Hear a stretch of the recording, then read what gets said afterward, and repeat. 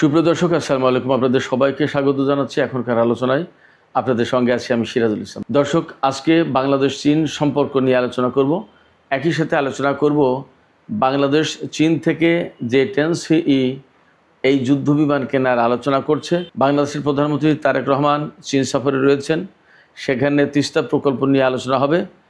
বাণিজ্য ঘাটতি, বাংলাদেশে বিনিয়োগ, এরকম অনেক গুরুত্বপূর্ণ বিষয় নিয়ে আলোচনা হবে। এর ভিতরে সবচেয়ে আমাদের দর্শকদের কাছে যে বিষয়টি আলোচনায় আসছে বা গুরুত্ব পাচ্ছে সেটা হচ্ছে বাংলাদেশ এবং চীন তিস্তা প্রকল্পে একসাথে কাজ করবে কিনা এবং বাংলাদেশ চীন থেকে যুদ্ধ বিমান কিনবে কিনা। কারণ বাংলাদেশ এই মুহূর্তে নানান রকমের ভূ রাজনৈতিক ও সামরিক দিক দিয়ে বিভিন্নভাবে হুমকির মুখে বলেও অনেকে মনে করেন। সে কারণে এই বিষয়টি নিয়ে বিশেষভাবে গুরুত্ব দিয়ে আলোচনা করার চেষ্টা করব। একই সাথে আলোচনা করব পাকিস্তান থেকে JF-17 থান্ডার বিমান কিনা হবে কিনা এবং এই বিষয়ে মোটামুটি যথেষ্ট আদ্যপান্ত আলোচনা করার চেষ্টা করব। আশা করি আপনারা সঙ্গেই থাকবেন এবং ভিডিওটি ভালো লাগলে লাইক, কমেন্ট, শেয়ার করবেন আর চ্যানেলটি সাবস্ক্রাইব করে সাথেই থাকবেন। দর্শক, চলুন মূল আলোচনা চলে যাই। এই মুহূর্তে বাংলাদেশের সাথে চীনের সম্পর্ক নিয়ে অনেক আলোচনা হচ্ছে। কেন? তার প্রধান কারণ হচ্ছে বাংলাদেশের প্রধানমন্ত্রী তারেক রহমান চীন সফরে গেছেন এবং এই সফরটাকে বাংলাদেশের জন্য খুবই গুরুত্বপূর্ণ মনে করা হচ্ছে। বিশেষ করে সীমান্তে যখন ভারতের সাথে বাংলাদেশের পুশিনের ঘটনা নিয়ে বেশ বড় রকমের একটা উত্তেজনা চলছে। এছাড়া ভারতের পশ্চিমবঙ্গের মুখ্যমন্ত্রী শুভেন্দু অধিকারী সহ দেশটির বিভিন্ন থিঙ্ক ট্যাঙ্কের লোকজন যখন বলছেন যে বাংলাদেশের অমুক অমুক অঞ্চল কেটে নেওয়া হবে, বিচ্ছিন্ন করা হবে, ভাগ করা হবে, অমুক এলাকা দখল করা হবে, বাংলাদেশের ভেতরে বিভিন্ন রকমের বিশৃঙ্খলা সৃষ্টি করা হবে, এই সমস্ত নানান রকমের হুমকি যখন দিচ্ছেন, তখন এই সফরটা সংগঠিত হচ্ছে। এবং যেহেতু চীনের সাথে ভারতের আঞ্চলিক এবং আন্তর্জাতিক পর্যায়ে প্রতিযোগিতা আছে, দ্বন্দ্ব আছে এবং সামরিক, রাজনৈতিক, অর্থনৈতিক সব রকমের টানাপোড়েন আছে, সেই কারণে এই বিষয়টা এই মুহূর্তে খুব বেশি আলোচনায় আসছে।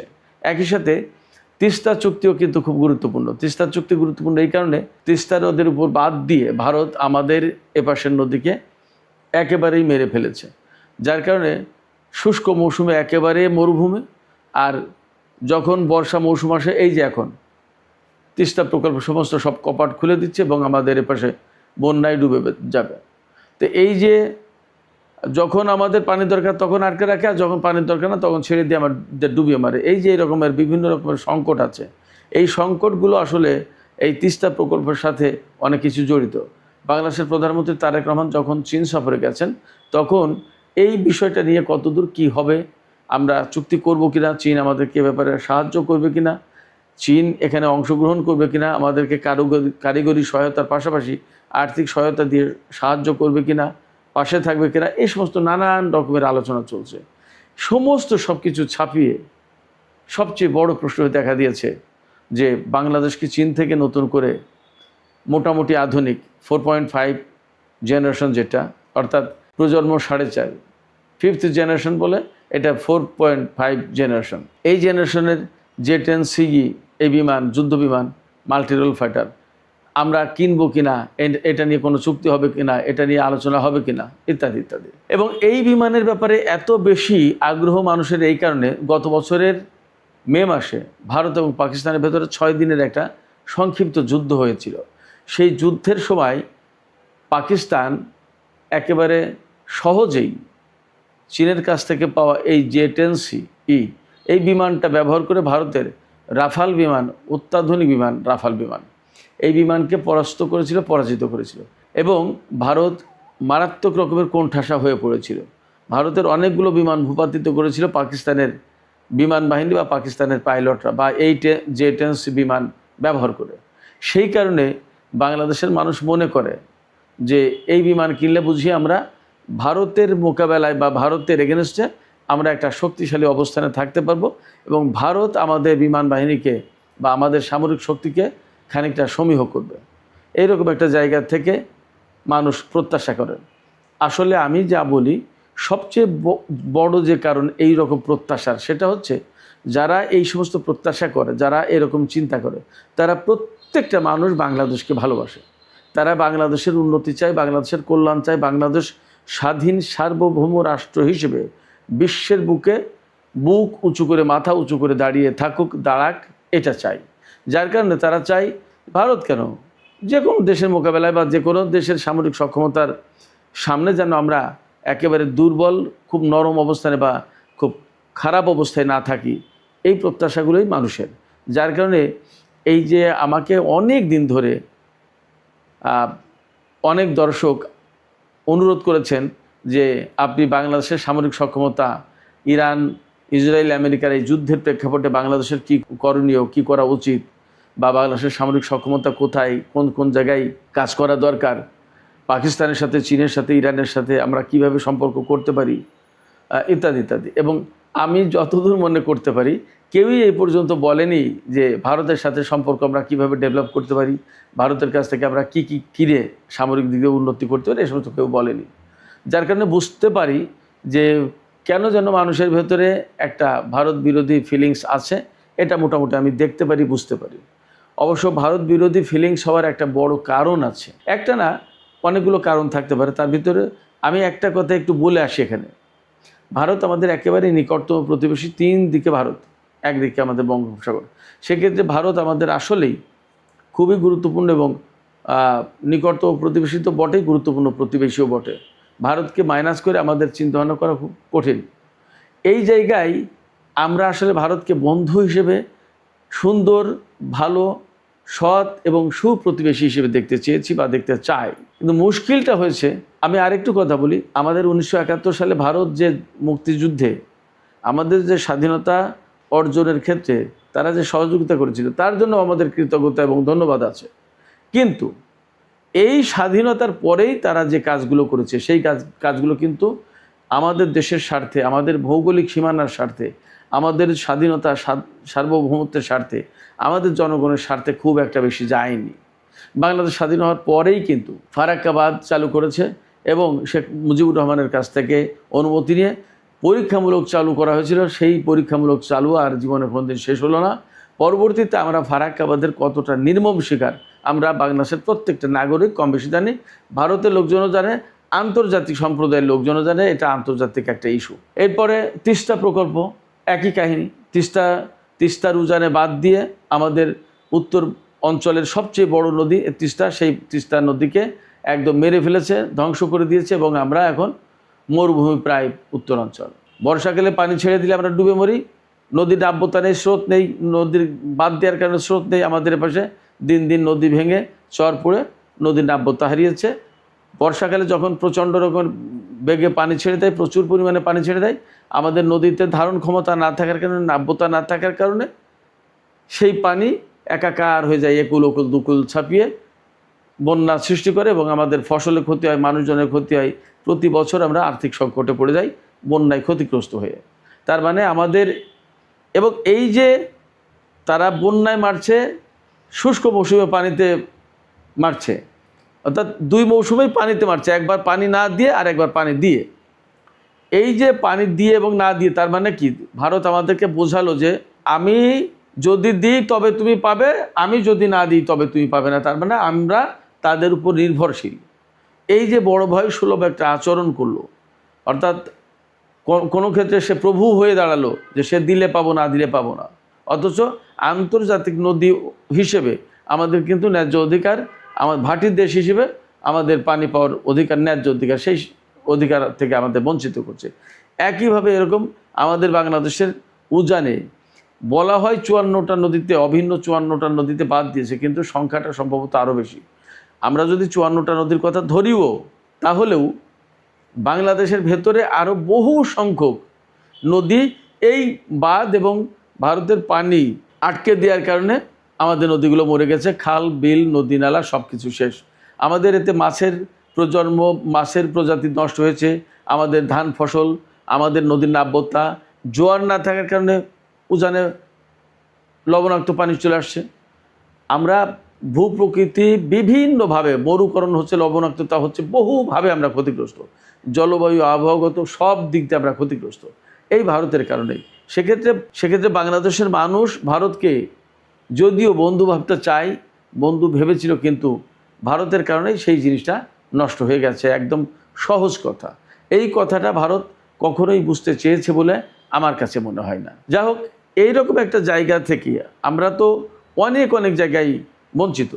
আমাদের এত বৃহৎ প্রতিবেশী, তারা সীমান্তে আমাদের বিজিবি আছে বা বিডিআর ছিল, তাদের বিএসএফ আছে, এর ভেতরেও কাঁটা তারের বেড়া দিয়ে আমাদেরকে ঘেরাও করে ফেলছে। সীমান্তে যে সমস্ত চোরাচালান হয়, সেই চোরাচালানে ফেন্সিডিল, মাদক এ সমস্তগুলো আসার জন্য ভারত ব্যবস্থা করে দেয়, অথচ গরু বা আদার আনতে গেলে কিন্তু আমাদের লোকজনকে হত্যা করে। আমি যদিও চোরাচালান বা অবৈধ কোনো রকমের মানে লেনদেনের আমি পক্ষে কথা বলছি না, কিন্তু গরু চোরাচালান করে আনতে গেলে মানুষ হত্যা করে, অথচ ফেন্সিডিল থেকে শুরু করে বিভিন্ন রকম মাদক চোরাচালান করে যখন আনা হয় তখন কিন্তু কোনো মানুষকে গুলি করে হত্যা করে না। এই যে প্রবলেমটা, এই প্রবলেমটা আমাদের বাংলাদেশের বেশিরভাগ মানুষ জানে, যার কারণে বাংলাদেশের বেশিরভাগ মানুষের কাছে মনে ভারত বিরোধী একটা ফিলিংস তৈরি হয়েছে এবং এটা এখন জাতীয় পর্যায়ে প্রথিত হয়েছে। এই জায়গা থেকে পাকিস্তানের সাথে সম্পর্ক চাই, চীনের সাথে সম্পর্ক চাই। কেন? শত্রুর শত্রু আমাদের বন্ধু, এরকম একটা থিওরি দাঁড় করায়। ভারতের শত্রু চীন, ভারতের শত্রু পাকিস্তান, অতএব তাদের শত্রু আমাদের বন্ধু হবে, এই একটা ধারণা মোটামুটিভাবে গ্রহণ করে ফেলেছে।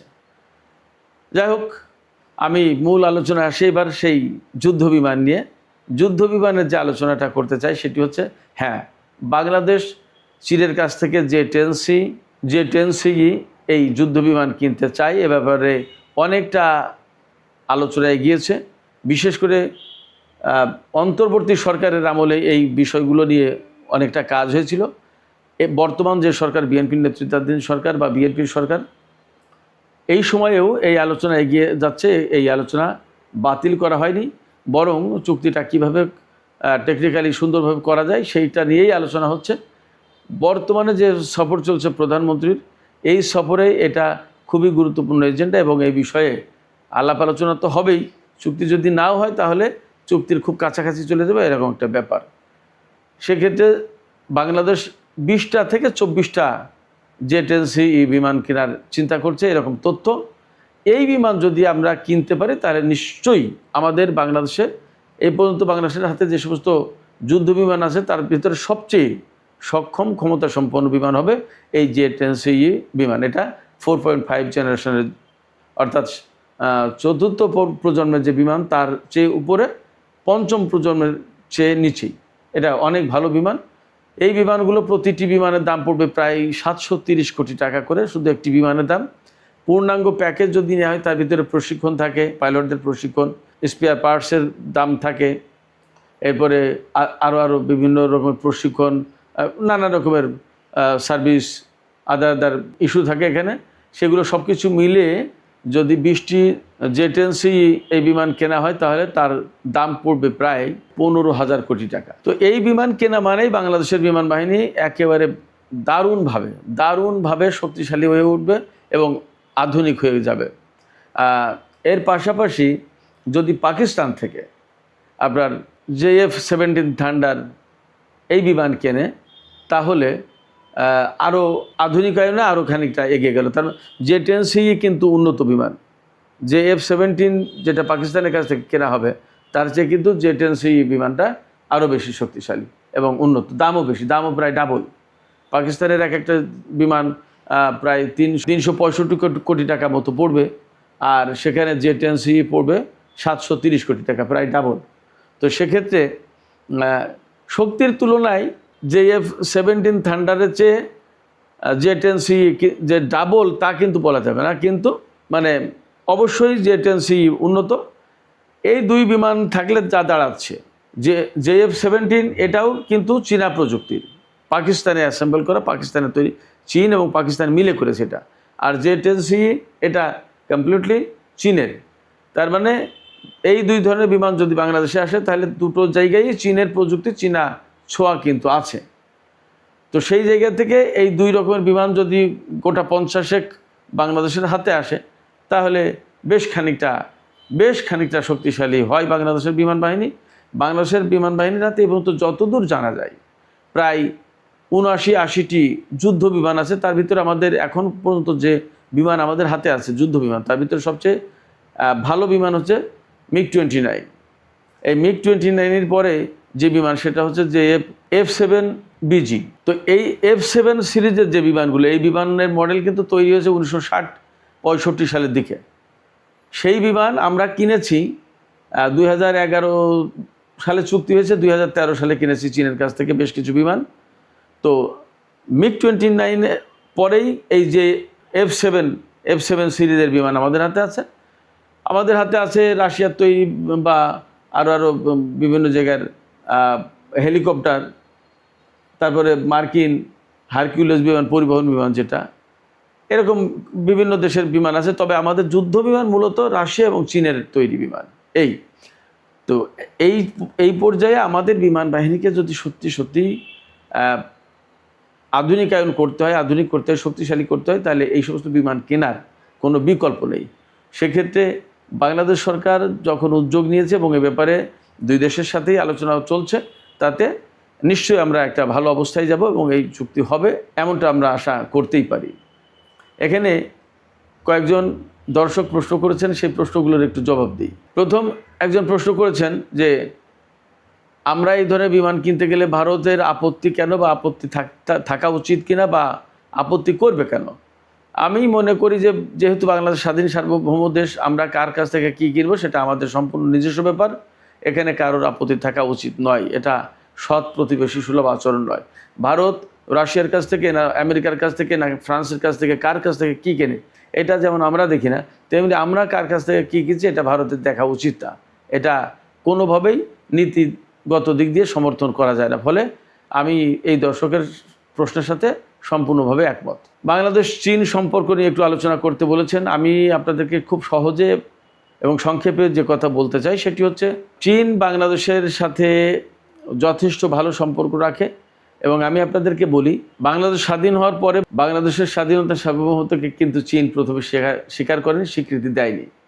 1975 সালের 15ই আগস্টের আগ পর্যন্ত বাংলাদেশকে রাষ্ট্রীয়ভাবে স্বীকৃতি দেয়নি চীন।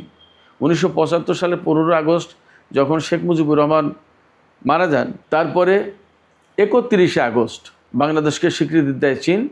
এবং 1976 সালে প্রেসিডেন্ট জিয়াউর রহমান রাষ্ট্র ক্ষমতায় আসার পরে বা রাষ্ট্র পরিচালনার দায়িত্ব পাওয়ার পরে সর্বপ্রথম তিনি চীন সফর দিয়ে কিন্তু শুরু করেছিলেন। চীন সেই জায়গা থেকে বাংলাদেশের একটা অকৃত্রিম বন্ধু বা বিএনপির অকৃত্রিম বন্ধু একথা বলা যায়। এবং এই স্বীকৃতি বা এই যে সম্পর্ক প্রতিষ্ঠা হলো 1975 সালের 31 আগস্ট, তারপর থেকে কিন্তু চীনের সাথে আমাদের সবসময় ভালো সম্পর্ক ছিল এবং চীন কিন্তু আমাদের পাশে সবসময় বন্ধু হিসেবেই থেকেছে।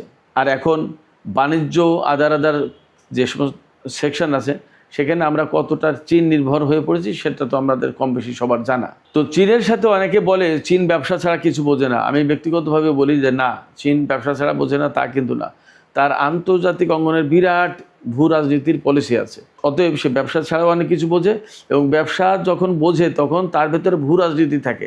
তার মানে আমার সাথে ব্যবসা করবে কি করবে না, আমার সাথে সুবিধা কোথায় অসুবিধা কোথায়, এগুলো তার যেমন বিবেচনা থাকে, তেমনি চীন বিশ্বস্ত বন্ধু হিসেবে অনেক দেশের পাশেই দাঁড়ায়। এটা পৃথিবীর নজির আছে। এই যে ইরানের সাথে যে ইসরায়েল এবং আমেরিকার যুদ্ধ, সেখানে কিন্তু চীন তার পাশে বিশ্বস্ত বন্ধু হিসেবে দাঁড়িয়েছে। এটা কিন্তু গুরুত্বপূর্ণ ব্যাপার, বিপদে পাশেই থাকে। এই জায়গা থেকে আমরা চীনের সাথে যে সম্পর্ক রাখি সেই সম্পর্ক আরও দিন দিন বাড়ানো উচিত বলে আমি মনে করি। আরেকজন প্রশ্ন করেছেন বিগত সরকারের সাথে চীনের সম্পর্ক। হ্যাঁ, চীনের সাথে বিগত সরকারেরও সম্পর্ক ছিল, কিন্তু চীনের সাথে বিগত সরকারের সম্পর্ক আর এখনকার সরকারের সম্পর্কের ভেতরে নীতিগত বিভিন্ন দিক দিয়ে পার্থক্য হবে। বিগত সরকার আসলে সবাইকে সন্তুষ্ট রেখে নিজের কাজ সিদ্ধি করতে চেয়েছিল, নিজে ক্ষমতায় থাকতে চেয়েছিল। বাস্তব কথা হচ্ছে যে এইভাবে আসলে থাকা যায় না, সবাইকে সন্তুষ্ট করে একটা পর্যায়ে থাকা যায় না। কোথাও না কোথাও গিয়ে আপনাকে একটা সাইড নিতেই হবে। সবার সাথে ভালো সম্পর্ক রাখার চেষ্টা করা উচিত, কিন্তু কোথাও না কোথাও গিয়ে আপনাকে একটা অবস্থান নিতে হবে, এটা বাস্তবতা। যেমন এই মুহূর্তে আমেরিকা আমাদের সাথে ভালো সম্পর্ক চাই, ভারত চাই, রাশিয়া চাই, জাপান চাই, চীন চাই, সবাই চাই, পাকিস্তান চাই। এখন আমরা কার সাথে কোন মাত্রায় সম্পর্ক করব, এই জায়গায় আমাদের পররাষ্ট্রনীতি থেকে এটা ঠিক করতে হবে। এবং এই জায়গায় আমি বলি, এখানে আমাদের শক্তিশালী থিঙ্ক ট্যাঙ্ক থাকা দরকার। এই থিঙ্ক ট্যাঙ্ক না থাকলে আসলে আমরা অনেক কিছু বুঝতে পারবো না, গবেষণা করতে পারবো। গবেষণা না হলে এগুলো হয় না। পৃথিবীর বহু দেশের এরকম থাকে, একেবারে শব্দ ধরে ধরে দেশ না, শব্দ ধরে ধরে থিঙ্ক ট্যাঙ্ক থাকে। আমরা হয়তো সেই পর্যায়ে যেতে পারবো না, অন্তত দেশ ধরে, অঞ্চল ধরে আমরা থিঙ্ক ট্যাঙ্ক গঠন করা উচিত এবং এ নিয়ে প্রচুর কাজ করা উচিত। আমাদেরকে আসলে পিছিয়ে পড়ে থাকলে চলবে না এবং দুর্বল ভাবলে, গরিব ভাবলে চলবে না। আমাদেরকে সামনে এগিয়ে যেতে হবে এবং খুব স্ট্রংলি এগিয়ে যাওয়ার চেষ্টা করতে হবে। এই জন্য যেমন সামরিক সহযোগিতা দরকার, চুক্তি দরকার, শক্তি অর্জন করা দরকার, তেমনি রাজনৈতিক, তেমনি ডিপ্লোমেসি, তেমনি আন্তর্জাতিক সম্পর্ক বিশ্লেষণ এবং আন্তর্জাতিক সম্পর্ক বিশ্লেষণের ক্ষেত্রে আমাদের থিঙ্ক ট্যাঙ্ক থাকা দরকার। এটা অপরিহার্য। মধ্যপ্রাচ্যের সাথে, ইরানের সাথে, সৌদির সাথে, কাতারের সাথে, পাকিস্তানের সাথে, কোন দেশের সাথে আমাদের কীরকম সম্পর্ক হবে, কোথায় কম, কোথায় বেশি, কোথায় এগোবো, কোথায় পিছাবো, এভরিথিং আমাদেরকে ডিসকাস করতে হবে, গবেষণা করতে হবে এবং সেই অনুযায়ী পলিসি নির্ধারণ করতে হবে। আর এক ভাই প্রশ্ন করেছেন যে বাংলাদেশ ইরান সামরিক সম্পর্ক করতে পারে কিনা, বা ইরানের কাছ থেকে আমরা কীভাবে সামরিক সহায়তা বা সম্পর্ক করতে পারি, নিতে পারি সহায়তা। এই মুহূর্তে ইরানের কাছ থেকে সামরিক সহায়তা নেওয়া কঠিন। এই কারণে বলবো যে এখনও তো নিষেধাজ্ঞা পুরোপুরি উঠে যায়নি। তেল সংক্রান্ত যে নিষেধাজ্ঞা সেইগুলো উঠেছে। এই আলোচনা এবং এক পর্যায়ে যদি চূড়ান্ত চুক্তি হয়, হয়তো তখন ইরান মুক্তভাবে সমস্ত সব কিছু করতে পারবে। তখন আমরা নিষেধাজ্ঞা মুক্ত ইরানের সাথে আমরা অনেক কিছু করতে পারবো এবং এই জায়গায় আমরা করতে চাই কিনা সেটা আগে নির্ধারণ করতে হবে। কারণ মধ্যপ্রাচ্যের রাজনীতির সাথে অনেকগুলো হিসাব বিকাশ, শিয়া সুন্নির প্রশ্ন আছে। সৌদি আরব, পাকিস্তান, তুরস্ক, ইরান সবাই এক একটা প্লেয়ার। সংযুক্ত আরব আমিরাত, ভারত, ইসরায়েল, আমেরিকা, নানামুখী। আমরা 1994 সালে বেগম খালেদা জিয়া প্রথমবার সরকারে তিনি যখন প্রধানমন্ত্রী, তখন ইরানের প্রেসিডেন্ট হাশেমি রাফসানজানি ছিলেন বাংলাদেশে। ইরানের পক্ষ থেকে প্রস্তাব দেওয়া হয়েছিল যে আমরা একটা রিফাইনারি, তেল রিফাইনারি করে দিতে চাই, কিন্তু বাংলাদেশ তখন নিতে পারিনি আমেরিকার চাপে। কেমন? তো আমেরিকার চাপ যখন আমরা বিবেচনায় নিই, তখন তো আমরা অনেক কিছু করতে পারবো না। কিন্তু এটা পরিবর্তিত বিশ্ব। এই যে ইরানের সাথে যে যুদ্ধটা হলো, সেই যুদ্ধের মধ্য দিয়ে নতুন করে বিশ্ব ব্যবস্থা পরিবর্তিত হয়ে যাবে এবং এটা হবেই। তো সেই জায়গায় আমরা কীভাবে অ্যাডাপ্ট করবো এবং এই পলিসির সাথে নিজেদেরকে খাপ খাওয়াবো, এই ধারায় আমরা নিজেদেরকে যুক্ত করবো, এগুলো সব গবেষণার ব্যাপার। থিঙ্ক ট্যাঙ্কে আলোচনা হয়, সেইভাবে সরকারকে পলিসি দিতে হবে, সরকার সেইগুলো ইমপ্লিমেন্ট করবে। এজন্য অনেক কিছু প্রতিষ্ঠা করা দরকার। আসলে আমাদের এই ভাবনা চিন্তা থিঙ্ক ট্যাঙ্ক দরকার হবে, গবেষণা সেল দরকার। তো ইরান থেকে আমরা নিতে পারি কিছু কিছু ন্যায়ও, ইরান থেকে হয়তো খুব সামান্য মাত্রায় কিছু কিছু গোলাবারুদ এই সমস্ত ন্যায়। তা আমরা আরও অনেক কিছু নিতে পারি এবং ইরানের কী সামরিক সক্ষমতা সেটা তো আমরা কম বেশি দেখলাম। বিশেষ করে ড্রোন প্রযুক্তি তো নিতেই পারি। তো সেই নেয়াটা আমেরিকা বা আদার যে সমস্ত প্লেয়ার আছে তাদের সাথে আমরা কীভাবে কি ডিপ্লোমেসি মেনটেন করবো, তাদের সাথে সম্পর্ক ধরন, তাদের সাথে কি টানাপোড়েন সৃষ্টি হবে কি হবে না, বা আমাদের লাভ ক্ষতি কোথায়, আমরা কতটুকু স্বাধীনভাবে আমাদের পলিসি ইমপ্লিমেন্ট করতে পারবো, এগিয়ে নিয়ে যেতে পারবো, এগুলো সবই আলোচনার বিষয়। এগুলো ভাবনা চিন্তা করেই সামনে আগানো উচিত। তো সুপ্রিয় দর্শক, আসলে এটা নিয়ে দীর্ঘ বিস্তারিত এবং অনেকগুলো সিরিজ আলোচনা করা দরকার, তাহলে হয়তো শেষ করা যাবে। এই সমস্ত এত অল্প সময়ে সব কথা বলা সম্ভব হলো না। তো আমি এখনকার আলোচনা এখানে শেষ করতে চাইছি। যদি পারি প্রয়োজনে কাল পরশু যে করে একদিন হয়তো আমি একটা লাইভে আরও দীর্ঘ আলোচনা করব আপনাদের সাথে। আশা করি আপনারা সে পর্যন্ত ভালো থাকবেন। আর যাবার আগে আমি আপনাদেরকে একটা প্রশ্ন করতে চাই, আপনাদের মতামত কি জানতে চাই, যে আসলে চীনের সাথে বাংলাদেশের সম্পর্ক কোন মাত্রায় যাওয়া উচিত। আপনাদের মতামত কমেন্টে জানাতে পারেন এবং আশা করি আপনাদের এই মতামত সরকারের কাছেও পৌঁছাবে। তো সুপ্রিয় দর্শক, এখনকার আলোচনা আমি এখানে শেষ করতে চাইছি। যাবার আগে এইটুকু বলি, যদি ভিডিও ভালো লাগে, আলোচনা ভালো লাগে, তাহলে লাইক কমেন্ট শেয়ার করবেন এবং চ্যানেলটি সাবস্ক্রাইব করে সাথেই থাকবেন। দর্শক, এতক্ষণ সঙ্গে থাকার জন্য আপনাদের সবাইকে ধন্যবাদ। আবারও বলি, টক উইথ সিরাজের সাথেই থাকুন। বিশ্ব রাজনীতির খুঁটিনাটি বিশ্লেষণ বোঝার চেষ্টা করুন। সবাইকে অনেক অনেক ধন্যবাদ। আল্লাহ হাফেজ।